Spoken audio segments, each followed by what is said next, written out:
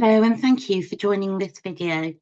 I'm Linda Moore, the Planning Coordinator at CPRE Oxfordshire, and part of my role is to assist our volunteers in responding to planning applications. In this video, I'm aiming to give you an overview of the areas CPRE Oxfordshire would tend to respond to and consider important when replying to a planning application.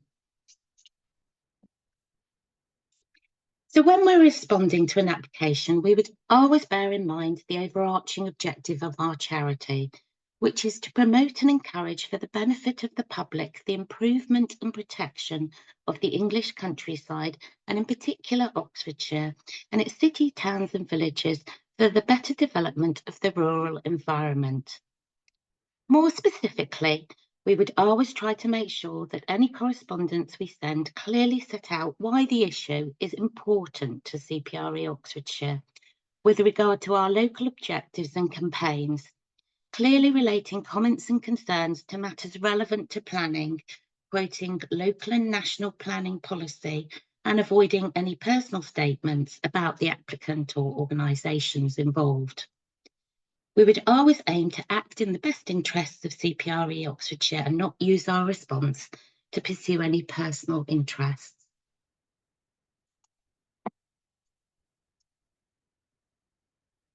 I'm going to firstly talk about the general areas where we get involved and then go on to list these out a bit more specifically. As you might expect, nature and landscape are the top area where we tend to comment. The green belt, the open countryside, hedgerows and dark skies are things we talk about often when commenting. We're seeing an increasing number of applications coming through in relation to renewable energy, which CPRE Oxfordshire are in favour of in the right place to tackle our climate emergency. We would always tend to respond positively to any renewable energy scheme on rooftops or brownfield sites. We would, however, be opposed to energy schemes on open countryside, productive farming land, and especially on the green belt.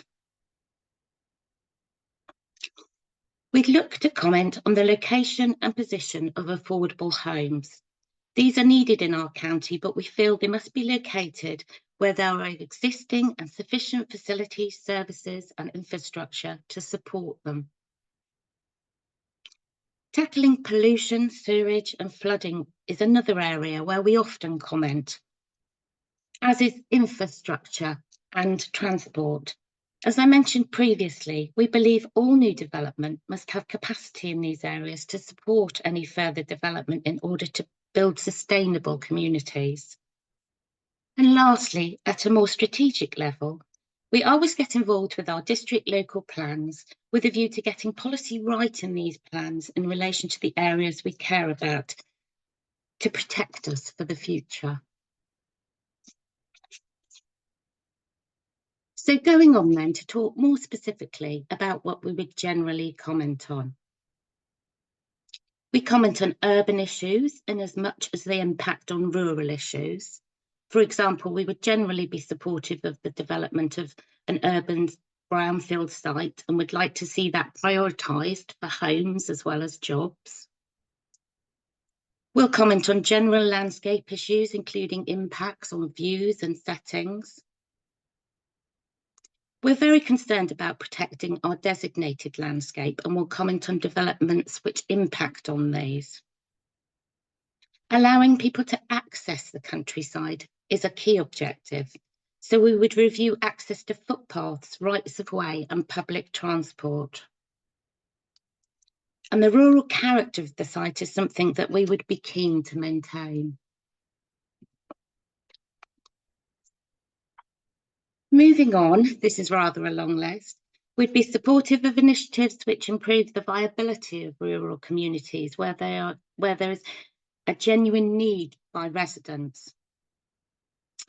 We would hope to increase people's understanding of the countryside and would generally support any initiative in this area. We want to protect people's enjoyment of the countryside. So we'll comment on things like dark skies, noise pollution and litter. We would review the biodiversity impacts of an application. so impacts on the wildlife and their habitats and hedgerows, and look to see how any mitigation is met, seeking this to be met as locally to the application as possible. Climate change we would review in relation to countryside impacts, and finally we would review the countryside's resources and how they may be depleted by any proposal.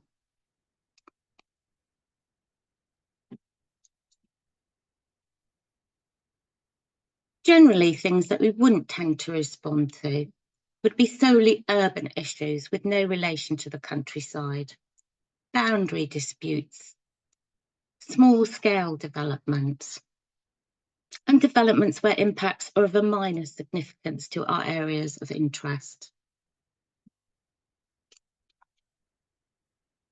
There would, of course, be exceptions to these, both in relation to commenting or not commenting, and at times it would inevitably come down to a matter of judgment, and advice can always be sought from staff and fellow volunteers. At the start, we'd expect new planning volunteers to run draft responses past a member of staff or a more experienced volunteer, and you can always send any questions or draft responses to me, Linda M at CPREOxfordshire.org.uk, and I can circulate them to get support. We hope that you'll join us and help us to protect the countryside of Oxfordshire. I've put all the ways you can contact us up on this final slide, or as I mentioned before, you can always contact me directly. Finally, I'd like to thank you for taking the time to watch this video. I hope it's helped you to understand more about what CPRE Oxfordshire care and respond to, and we look forward to working with you.